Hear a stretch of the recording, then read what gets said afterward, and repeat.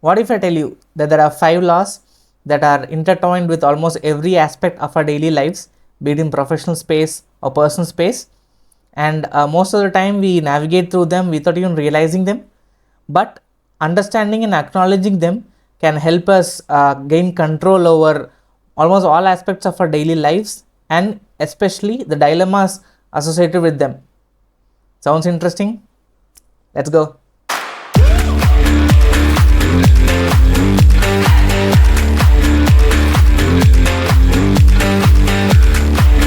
So these 5 laws which I am going to share are a part of a family of laws called eponymous laws. So a new term, yeah. So eponymous laws are laws that are named after a particular person, right? So all these 5 laws which we are going to discuss now are named after specific people, the people who devised them, right? So these laws, like I said, touch almost every aspect of our daily lives, from very predictable ones to downright mysterious ones. And the last law is the one which I fear the most. So stay tuned and let's go.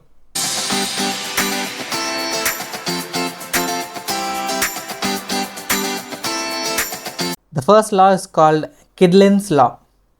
So it states if you write the problem down clearly, more than half the matter is automatically resolved. So we have been doing this in our childhood during math class, right? I hope you remember word problems, the problems with in the form of a text with data inside. So what our teachers usually say is just write down the whole problem and almost every part of the answer will be visible to you. So it's the same thing here. We can extend this into a macro space like in a professional setup. So let's say you have a tough project in your hand, right? And you are finding it difficult to figure it out. So what you can do is just take the project, split it into tasks, write it down so that you can have a clear view of what is happening in the problem, in the project, and then you have a clear plan of action as to how to deal with them. So once you write down and split it into different tasks, you will see that more than half of the project is done, and you can find different ways to attack them, and sometimes you can even see the end point. So Kidlin's law gives us a sense of clarity in approaching the problems, and it also gives us the importance of having a clear plan of action to attack problems and dilemmas in life.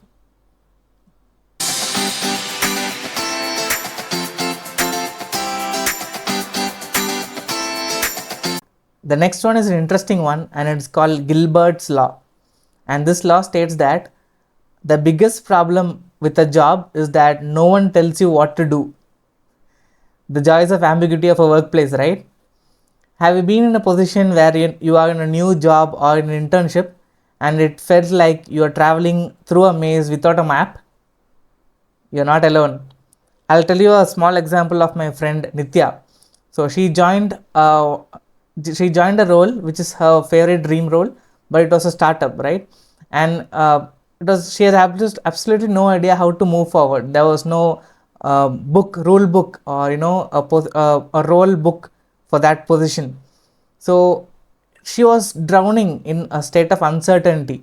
But then what she did was amazing. So she did not wait around for anyone to tell her what to do. She took matters in her own hands, took the reins in her own hands, and created her own path. So now she has a particular way of doing things in that role, which she now shares with all her juniors.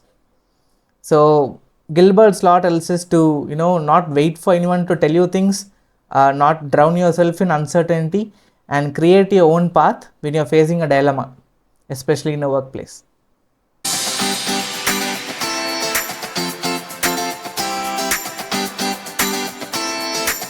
This next one is an absolute gem and very much needed in today's world.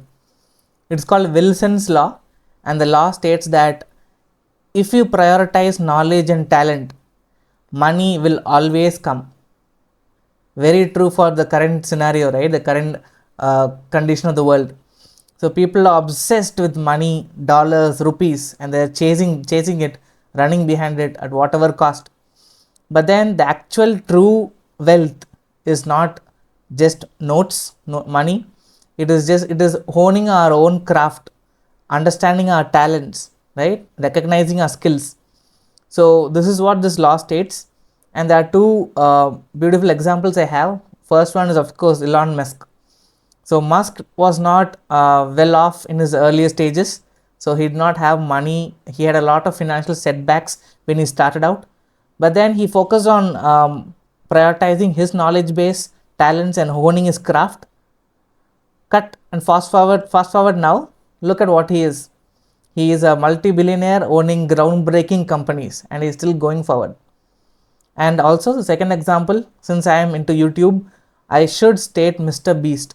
So currently he is the most powerful YouTuber out there, and he started out very small, and for the first 250 to 500 videos, he did not have any subscribers or a lot of views, but then he kept going, learning from each video and then improving his skill set. Cut now, he is having his own team, and you should look at the number of subscribers and views every video has. So Wilson's law is bang on. Focus on your knowledge, focus on honing your craft, money and all fame will follow.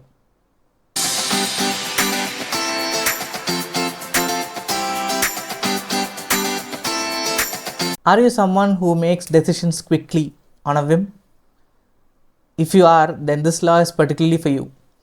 It's called the Falklands law, and it states postpone decision making and don't even think about it if it is not needed right now.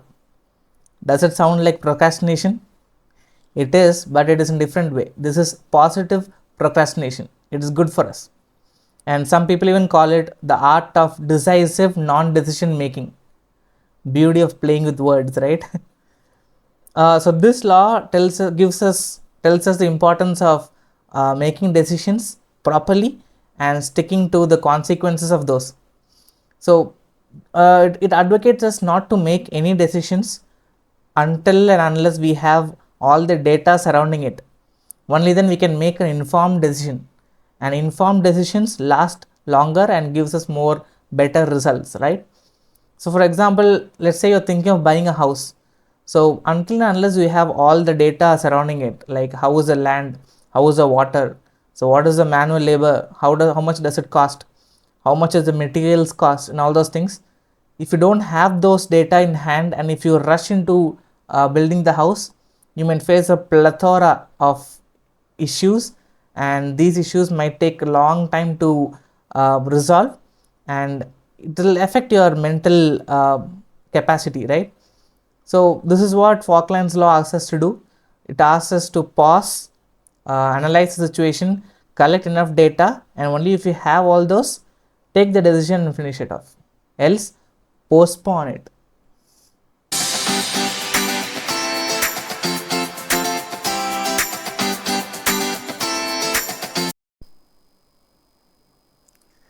So we are here for the fifth and final law, the Murphy's law, the law which I'm really scared of, because it is very brutal and it comes true almost every time. So this law states that anything that can go wrong will go wrong. Simple, right? But very brutal. So for example, let's say you are running late for an important meeting and you're driving a car, right? And you're rushing, and you hit a lot of red signals, red lights. Imagine you're holding a coffee mug in your hand. One of the red lights, you put a sudden brake, the coffee spills on your white shirt, and as you get close to the office, your tire goes flat. Classic case of Murphy's law. So this law asks us to be prepared for the worst, be prepared for worst cases, and just roll with the punches. So in this scenario itself, what you can do is you can start from your house for the meeting a bit early, so that you have a lot of buffer time. You can invest in having a spill free coffee mug and have a spare tire with you all the time. So be prepared for the worst, expect the worst, and just roll with the punches. And this is the only way to tackle this brutal worst law called Murphy's Law. I hate it. That's all I had for today. Hope you found it interesting. Life is a very beautiful roller coaster with a lot of twists and turns and whatnot. And in any point of time, in any junction, if you face any kind of dilemma or confusion which is eating you up from the within, just think of these 5 laws and see which one fits the bill and apply it and keep moving with confidence. In majority of the cases, you will find a solution and you will be happy. If you love what you're watching, give a like and subscribe so that I can find you next time on time. Always stay healthy and life is short. Always have a smile and be happy, my friend.